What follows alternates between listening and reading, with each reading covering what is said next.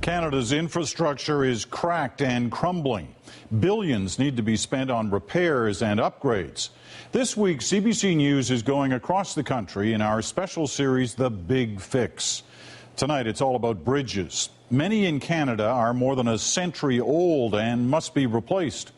Our Marissa Dragani looks at the challenge of building a better bridge in one city where the problem is acute, Winnipeg.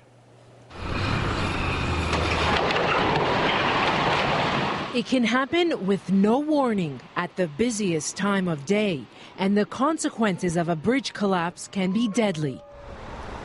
Bridges in cities and towns across this country are aging, and some say many are way past their best before date. Our house is about to collapse. We need to dig into our pockets to make sure it doesn't collapse around us. In Winnipeg, you can't avoid driving over a bridge. With 3 rivers and countless rail lines, bridges are everywhere. The city has 105 of them. Local politicians say there's nothing to worry about.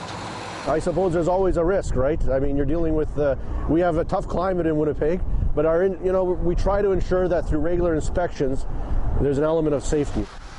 The city is spending big dollars to take care of them, $100 million a year. But this bridge, the Arlington, is a century old. It's still in use 50 years after its expiry date. There are calls to tear it down and replace it with something like this. The Taylor Bridge is the first of its kind in the world. Built 14 years ago, it's dubbed a smart bridge, the longest one made with carbon fiber, tougher than steel, and it doesn't rust. Amir Pham is one of the engineers who helped design it. We are hoping that our bridges last longer, and the maintenance cycle on them is minimal. So that certainly reflects on the taxpayers' dollars.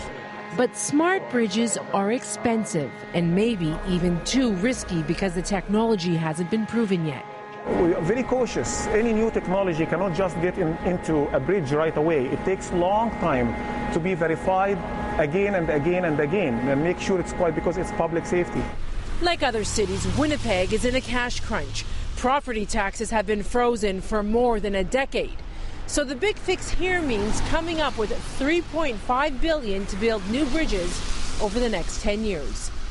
Marissa Dragani, CBC News, Winnipeg.